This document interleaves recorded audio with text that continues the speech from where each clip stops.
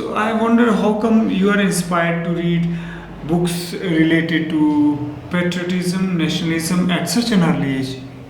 What inspired? Who inspired you? Is it that real inspiration you have got, or is it that you just wanted to read just another storybook?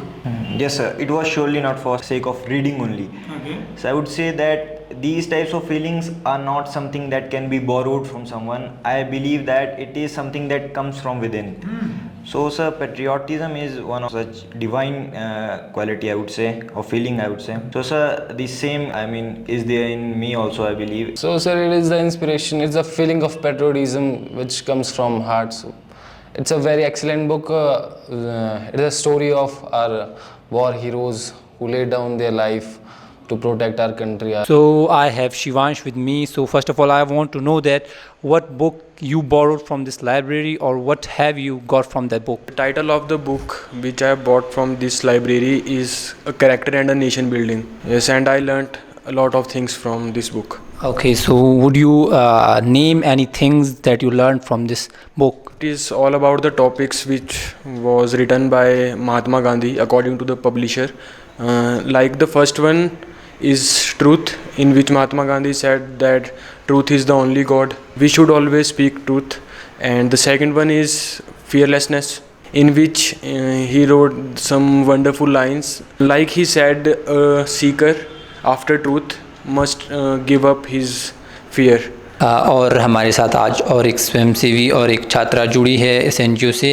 इनका नाम है तमन्ना ठाकुर। ये इन्होंने भी यहाँ से एक किताब ली थी, तो ये खुद ही किताब के बारे में बताएंगी, इन्होंने कौन सी किताब ली और ये उससे कितना सीख रहे हैं। मैंने यहाँ से महात्मा गांधी की ऑटोबायोग्राफी ली है और अभी मैं उसको पढ़ रही हूँ। तो उसमें महात्मा गांधी के जीवन के बारे में है, उनके बचपन, उनके स्कूलिंग वगैरह, और तो मुझे अच्छा लग रहा है उनके बारे में पढ़ के।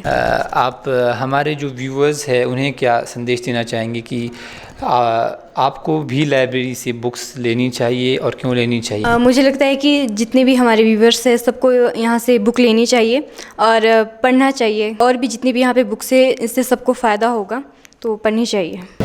नमस्कार, मैं आप सभी का शिक्षा क्रांति के मंच पर हार्दिक स्वागत करती हूँ। जैसा आप सभी को ज्ञात है कि शिक्षक दिवस आने वाला है, तो इस विषय पर मैं सत्येंद्र सर से कुछ प्रश्न पूछना चाहूँगी कि वह इस संबंध में क्या विचार रखते हैं।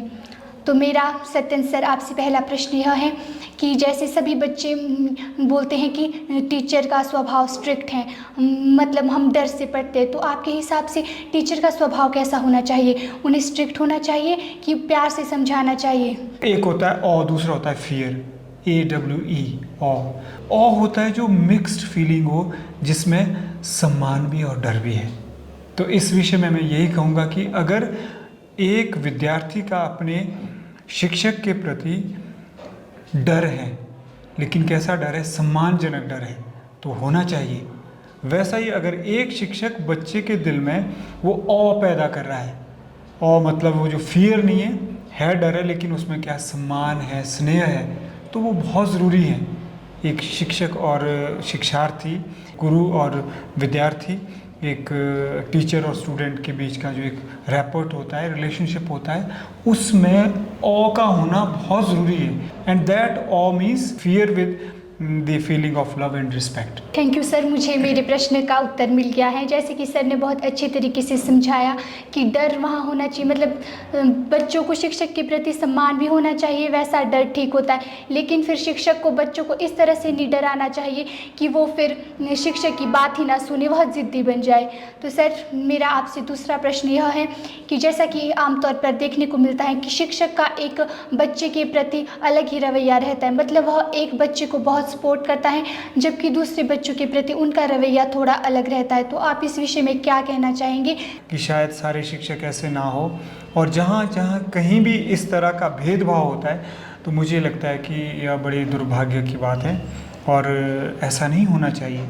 ऐसा इसलिए नहीं होना चाहिए क्योंकि शिक्षा जो होती है वह समाज की निधि होती है, धन होता है, और जो शिक्षक होता है वह समाज के विवेक का, राष्ट्र के विवेक का प्रतिनिधि होता है। तो आप सोचिए कि निधि और प्रतिनिधि कितने स्पष्ट होने चाहिए, कितने उनमें स्पष्टता होनी चाहिए, निश्चलता होनी चाहिए, उनमें निष्पक्षता होनी चाहिए, वो पक्षपाती नहीं होने चाहिए, बायस्ड नहीं होने चाहिए।